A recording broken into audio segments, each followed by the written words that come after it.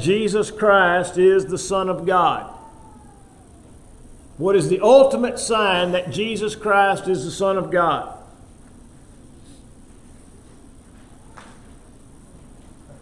What is it? No. What is it? There's only one thing that could happen that could prove everything he said was true. What is it? What? It's not it. No. Come on. That he was just there. No. Seen by several witnesses. Thank you, Terry. The resurrection from the dead is the only true sign that Jesus Christ is the Son of God. Romans chapter 1 and verse 4, that he was declared to be the Son of God by the resurrection from the dead. It is the one true and ultimate sign. Jesus did not do anything in his personal ministry that was not duplicated and exceeded by the apostles. Jesus promised the apostles, "You will do greater things than I have done." For example, Jesus never healed anybody by walking by them and having his shadow touch them. Jesus never healed anybody by having handkerchiefs put on his body and then carried and laid on sick people. All those things happened in the days of the apostles following the ascension of Jesus into heaven. But the only thing that Jesus did that nobody else did before, during, or after, or since is be raised from the dead without any assistance. In other words, Paul raised Eutychus from the dead in Acts chapter 20. Dorcas was raised from the dead by Peter in Acts chapter 9. And so we do know that there were people raised from the dead in the days following Jesus, but nobody, for lack of a better term, nobody raised themselves from the dead. And so the resurrection of Christ from the dead was the one ultimate sign that Jesus was indeed the Son of God, and it remains such. The testimony of the Bible is not the ultimate sign. The resurrection of Christ from the dead and the lack of disputation concerning that fact. In other words, there have been a number of dumb theories out there to deny the resurrection of the dead. For example, those that believe in the doctrine of the Christian scientists, they don't even believe that people die now. That's right. They don't believe that people die now. And they believe that death is only an illusion. And so the idea that Jesus didn't die is foolish. Or how about this one? Jesus didn't really die. He just simply became unconscious and they thought he was dead.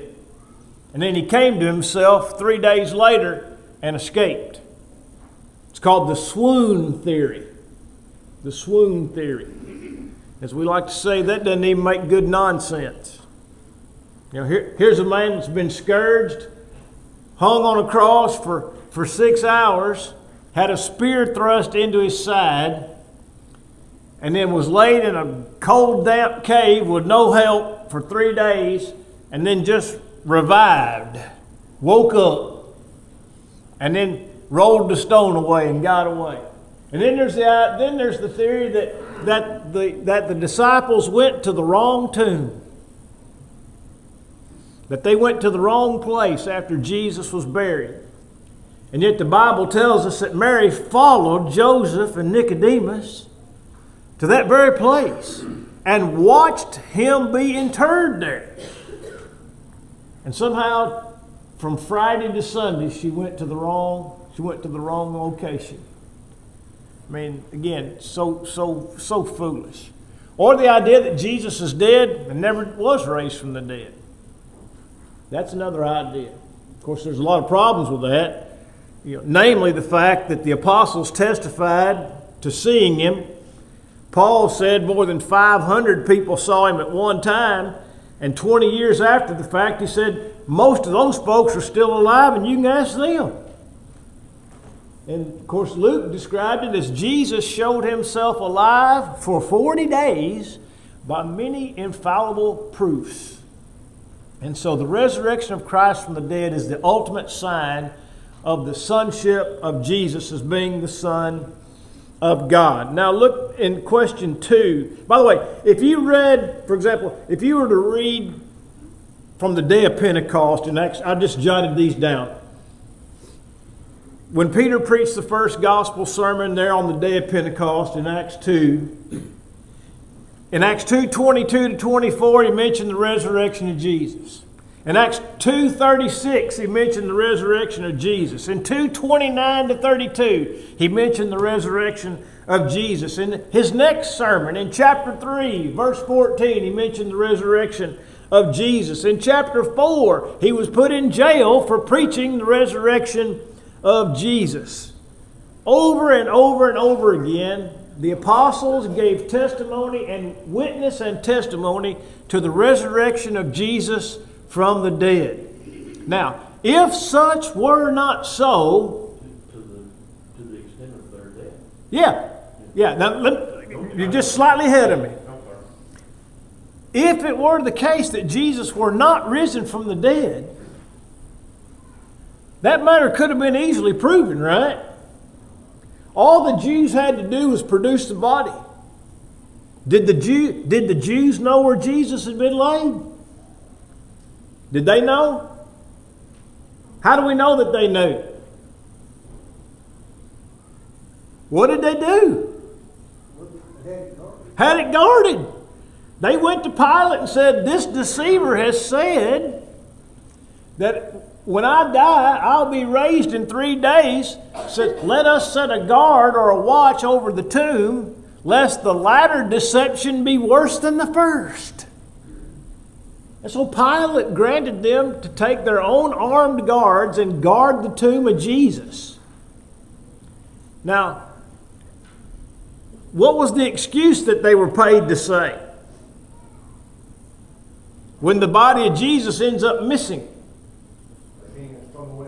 Stole him away at night while we were sleeping. That's right. Some people snuck in while we were sleeping and rolled a giant stone out of the way, about 6 inches from where my head was laying on the ground. And they rolled that stone away and then went in there and snatched his body up and escaped, and we slept through the whole thing. I mean, it's just the whole thing's insane. And so all these things are prove undoubtedly that Jesus is indeed raised from the dead. The Jews could have produced his body. Then, secondly, to what John mentioned, these guys lost everything for that testimony. They lost everything. It wasn't like they began to preach the resurrection of Jesus and got them a massive Joel Osteen television ministry making $50 million a year. Or any of these other charlatans and frauds that you see on television. I mean, these guys lost it all. And when I mean lost it all, I mean, with the exception of John, they were all executed. I mean, James, Herod cut off James's head and then intended to cut off Peter's after the Passover. Paul said, by the way, Paul was already a wealthy man. Other than Matthew, likely none of the disciples were any men of means. But Paul, Saul of Tarsus, was a man of means. He was wealthy. He was a Pharisee. The Pharisees were wealthy men. And he said in Philippians chapter 3, he says, because of Christ, he said, I have suffered the loss of all things. Not just his earthly possessions, but also his standing and his reputation that he had worked so hard to build for all those years. But what did he say about it? He says, I do count them as dung that I might win Christ. You know, it's not a meme, it's a little, it's so funny if you watch it. It's a little skit of sorts, like the guys that do the SEC shorts, and they're but it might be John Christ and his group that do it. But it's all the apostles gathered together, and they're all having this huddle about what are they going to do now that Jesus is gone. And here's what we're going to do. We're going to steal the body and tell everybody that he's risen from the dead. And the guy says, all right, says, so what are we going to get out of this? A lot of money? He said, no, we're going to lose everything. And they all start cheering. Yeah. And then we're going to be executed. And they all start high-fiving one another. But, I mean, it shows you how ridiculous it is that people would testify that Jesus is raised from the dead and suffer the things that those men suffered. And put yourself in there. Back to that. Put yourself in their position. What did they have to gain earthly? What did they have to gain from this? Because they go out every day. Probably the majority of the public scoffed them, threw rocks at them. yeah, The government, the officials were trying to arrest them. They threatened to beat them if they continued. they did beat him in the next chapter, in chapter 5. But they had, I mean, to the non-believers walking around, why are they doing this? You know, why would you continue to keep this up? Yeah, read what happened to Paul by his own pen. You know, 5 times I received 39 stripes, 3 times beaten with rods, once shipwrecked. I mean, all the things that Paul endured, physically speaking, all the perils, all the trouble that he went to. You know, no man does that if he doesn't know for certainty that what he's teaching is true. All right, question 2. Luke 11, 27 and 28 is a strong indictment against the worship of whom? Mary, that's right. Against the worship of Mary. Let's see here. We can deal 3 very quickly. What importance did Jesus place on family responsibilities? How would we describe it? Which made sure his mother would be taken. All right. It was important, but it wasn't the most important. It was important, but it wasn't the most important. But when you think about what he did from the cross for his mother, you understand how important it was. You know, there were only 7 sayings of Christ from the cross, and one of them pertains to the care of his mother. All right. 4, what relationship is higher and greater than our physical families?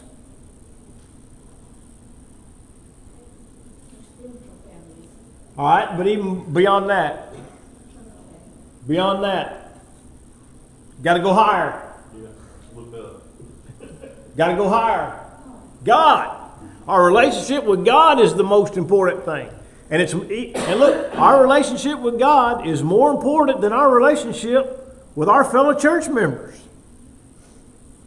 Now, we don't often think of it in those terms, but it is true. You know, because sometimes church folks get sideways with the Lord. And sometimes we have to separate ourselves. For example, in 1 Corinthians chapter 11 and verses 18 to 20, Paul says, "For there must be divisions among you so that those who are approved may be recognized." In other words, he says of necessity, first of all, because we're human beings, we're not all going to get along at all times, perfectly at all times. It's just not going to happen. Just like you're not going to get along with your husband or your wife at all times. All right. Same thing goes for the church. But what does Paul say? He says, when trouble is stirred, we might say this: when trouble churns in the church, the cream rises to the top. That's what Paul says. There of necessity has to be problems, so that we can figure out who's really on the Lord's side, right? Who loves God and their fellow man, but who loves God the most? And so that relationship, our relationship with God, exceeds that We don't need to. of our spiritual family. Don't look at it like separate yourself from the church family, but be willing to separate. Right. So that's the important. That's right. Important than that. Right, yeah, and the same for your physical family. Yeah, well, You don't have to give up your physical family, but you have to be prepared. You may have to. You have to be prepared. We see this separation in the 10 virgins in the oil. Right. Sure. We don't have enough. No. Right. Absolutely not. Can't. It's not possible. That's exactly right. All right, 5. How many brothers and sisters did Jesus have?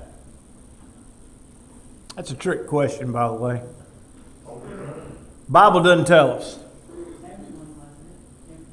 Well, I think the question, given what questions 6 and 7 say, I think it's talking about the physical brothers. We know the names of at least 4 of Jesus' brothers. There's James and Joseph, and there's Jude. James, Joseph, and Jude. And then we know he had sisters, but the Bible doesn't give us that determination, only that it's a plural. Sisters. Brothers, plural. Matthew 13:55, sisters, plural, in that same text. So the Bible doesn't tell us, but we do know he had a number of siblings. And apparently none of them believed in him. None of them. Until after he was raised from the dead. Let's see. I just answered 6 and 7. Did Mary totally understand the mission of Jesus? No, she didn't. But what did she do? What did the Bible tell us that she did on 2 different occasions? Hid these things in her heart. Or I don't understand them, but I'm going to hold on to them. So maybe at some point down the road, I'll understand all of this. You think about the things that Simeon said about him at his birth. I mean, man, who can understand that this baby's going to be a light to the Gentiles and show them the way of salvation? I mean, so a lot of what was said about Jesus was not understood. But the thing is that Mary was preparing herself to understand it. The brothers never understood it until after he was raised from the dead. And so Mary hid these things in her heart. Down to question 10, because number 9, there's no strict or proper answer there. 10, Jesus emphasized that his family consisted of whom? He said, your mother, your brothers, they're all outside. He said, who? Whosoever does the will of my Father in heaven, the same as my brother, my sister, and my mother. Correct. 11, how does one become part of the spiritual family? How does one become part of the spiritual family? Yes. And I think in this context, I think he's probably looking for the idea of being born again. To be born again. We're born into a physical family. We're born again into a spiritual family. How did Paul identify the spiritual family in 1 Timothy 3:15? Two phrases. Or 2 terms, I should say. Not phrases, 2 terms. The house of God and the church of the living God. That's exactly right. The house of God and the church of the living God. By the way, when you see the word house there, don't think of a physical structure. Think of a household. The people that are in it. When it says, when the Philippian jailer and his whole house was baptized, and he was believing with all of his house. When you see house there, house of God, think the people of God, the household of God. We've already talked about 13. We've already talked about 14. Look at 15. What did Jesus promise in Mark 10, 29, and 30? What did he promise? Eternal life. He did, but that's the secondary promise. What's the first promise? What? That was important. It's true, but there's one that has to be considered also, and that is repayment for earthly loss. Jesus promised us repayment for earthly loss. And what he means by that is, if you have to forsake your family in order to become a Christian, how does God repay you? He gives you a spiritual family, right? I mean, if you have to forsake your physical family to become a Christian, you still have a family. You have a spiritual family. If you have to give up, houses or lands, how are those things replaced? Well, they're not replaced in the sense that you take physical possession of other houses or lands, but that you'll be provided for. There'll be blessings that come along with it. Right. The example I oftentimes use is we were in Africa. We got home from Africa, I believe it was about 5 days ahead of 9/11. We'd been to Africa. Had flown through England. At that time, we always had to go through London. It was a two-leg flight, and we hadn't been home 5 days when 9/11 hit. And when 9/11 hit, there were no airplanes in there for days. Days. All right. So what happened? What happens to Todd, Bill, and Toby? What happens to Todd, Bill, and Toby if we're in Ghana when 9/11 hits? We'll just stay there. Are we going to have a roof over our heads? Yep, just like we did for the previous 2 weeks. We're going to eat. We are. Well, what if we'd been in London? What if we'd been in the airport at London when that happened? Same thing. That's right. We had we got brethren there. Same thing. And so the Lord takes care of his people. And so and we always want to be mindful of that. I refer to Luke 6 and verse 38 as the Pringles promise. It says, "Give and it shall be given to you, good measure, shaken and pressed down, shall God give into your bosom." Now, if you go out in the foyer and look to your left, you'll find some tater chips from Canada. By the way, everything on that table there is for you to pick up. And I will tell you, the ketchup-flavored potato chips are really good. Rhonda and I ate one of the bags of ketchup flavor, and you wouldn't think that ketchup-flavored potato chips are good. But, if you put ketchup on your French fries or your fried potatoes, it's good.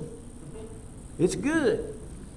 What I'm getting at, though, is when you open that bag, there's not tater chips all the way to the top. And when you open up that big bag, there's not tater chips all the way to the top. Now, when they filled that bag, when those tater chips fell out, there was tater chips all the way to the top. Just like a bag of cornflakes. But by the time they get on the truck and they get shook around a little bit and they get stacked up, what happens? That's right. It settles. Some contents may have settled, during shipment or whatever it says. All right. The only potato chip you can buy where you get everything that's in the package is Pringles. Isn't that right? You buy Pringles, you got chips from top to bottom. They can't put another chip in there. That's why I call Luke 6:38 the Pringles promise. "Give and it shall be given to you, good measure, pressed and shaken down." That's the Pringles promise. God's going to take care of us. In other words, He's not going to give us a bag that's about 2/3 full of air and 1/3 full of tater chips. It's going to be full. And so we have that. We have a marvelous promise from the Lord there. All right, now on to lesson 37. And we're just going to introduce some terminology here because I don't want to get deep into the various parables and that are mentioned. But I want to think about the concept of parables. The concept of parables. In Matthew, I said Matthew 13, right? Matthew 13, beginning in verse number 1.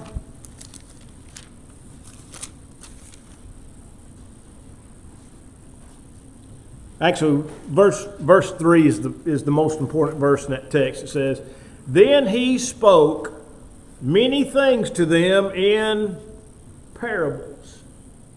And there's a passage in Luke that says, without a parable, Jesus did not speak to the people. Now, I think there's two ways to understand that statement. And one is that Jesus never said anything without teaching it in a parable. And I don't think that's the intended meaning. I think the intended meaning is that every time Jesus taught, he did use parables.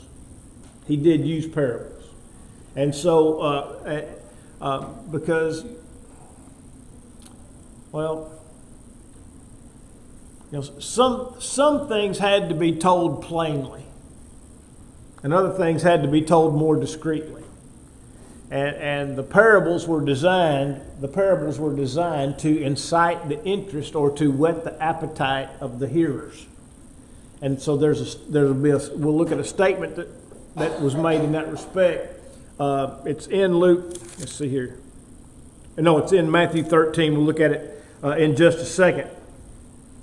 But there's one, I'll just mention this quickly. A lot of folks think that Luke 16 and the rich man and Lazarus is a parable. But when we look at the word parable itself, it's a compound word.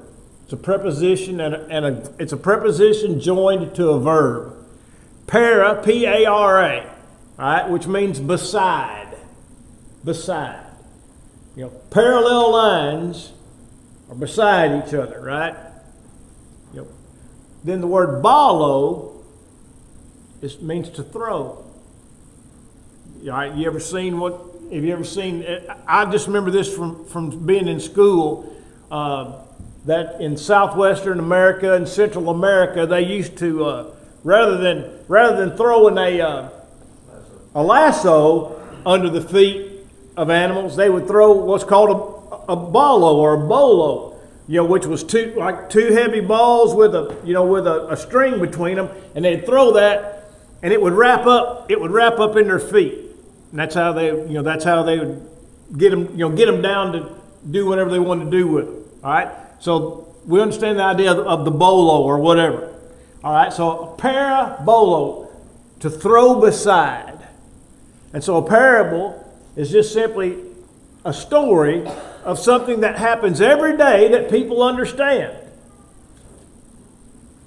But alongside that story is a spiritual application. All right? For example, Aesop. Those stories are parables. In other words, there's a story there. Uncle Remus. There's a story there. Even though in some of these, you got rabbits and whatnot as characters, but in Jesus' parables, he just tells something that people understood in everyday language. A sower went forth to sow. Man, who didn't know what that meant?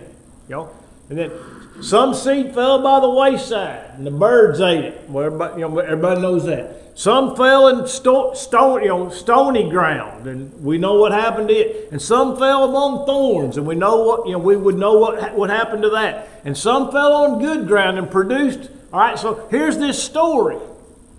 Now, in some of these parables, there was no way for anybody to know what Jesus meant until he explained it to them. I mean, like even the 12 didn't understand the parable of the sower. Jesus had to tell them in private what it meant. But anybody could have asked him. All right? Then you have the parable of the wheat and the tares at the end of Matthew 13. And what do the disciples say after he tells that one? Man, you got to explain this one to us. What do these things represent? And so a parable, but another might be, the kingdom of heaven is like a merchant looking for goodly pearls. And he finds a pearl of great price, and what? He goes and sells all that he has and he buys it. That one's a little easier to understand, right? Or the kingdom of heaven is like a mustard seed, which is the least of all the seeds, but it grows up to be the biggest herb, in the field. We can probably figure some of that out. It's like yeast. Or leaven. It's like leaven put in a loaf of bread and it spreads through the entire lump. So a lot of these parables we can figure out. But some of them not so much. And so these parables had by design the intent to increase people's desire to know more. And so with that in mind, look down at verse number 12 in Matthew 13. In verse 10 they said, why are you speaking in parables? And he says, because it's been given to you to know the mysteries of the kingdom of heaven. But to them it's not been given. For whoever has, to him more will be given. And he will have abundance. But whoever does not have, even what he has, will be taken away from him. Therefore I speak to them in parables, because seeing they do not see, hearing they do not hear, nor do they understand. And in them the prophecy of Isaiah is fulfilled, which says, hearing you will hear and not understand, seeing you will see and not perceive. For the hearts of this people have grown dull, their ears are hard of hearing, their eyes they have closed, lest they should see with their eyes, hear with their ears, understand with their hearts, and turn, so that I should heal them. But blessed are your eyes, for they see, and your ears, for they hear. For assuredly I say to you that many prophets and righteous men desired to see what you see, and did not see it, and to hear what you hear, and did not hear it. And then verse 18 says, now hear the parable of the sower. I'm going to explain it to you. Now, this idea of those who do not have, even what they have will be taken away, that's an odd statement. And we'll come back to it, Lord willing, in the next class session when we're studying this. But I think what Jesus is saying here is this: that those who have no or minimal interest in spiritual things will not pursue what Jesus is saying. And in not pursuing what Jesus is saying, they're going to lose the opportunity to know more. And also, by extension, by not pursuing it, they'll forget even what they've already known. When you think about you can think about people. Think about people that were raised in the church, taught as children, went through Sunday school. They learned the plan of salvation. They learned all the verses that go with them. They learned the various outlets of worship and the verses that go with them. Maybe even learned perhaps they learned the Old and New Testament books as children, all the things that they might learn, and then they get in their teenage years and they start to drift away, and then they're young adults and the church doesn't mean anything to them, and then they get about 30 years old and you say, hey, what are the books of the Old Testament? They say, man, I got no idea. Now, I knew them when I was 5, and now I'm 35 and I don't know them. What happened? What he had was taken away. Because he didn't continue to pursue those things. And so Jesus is talking about parables in such a way as those that want to learn will learn more. This will incite them, encourage them to want to know more. But those that are kind of on the fence, take it or leave it, they're not going to get it. And they're not going to pursue it. And then even what little they have, even what little faith they do have, it's just going to fall by the wayside. So I think that's what Jesus is saying there, and that's my explanation, at least to the best of my ability. All right. So next time we'll start in with the parables themselves. At the top of the second page on the interpretation of parables.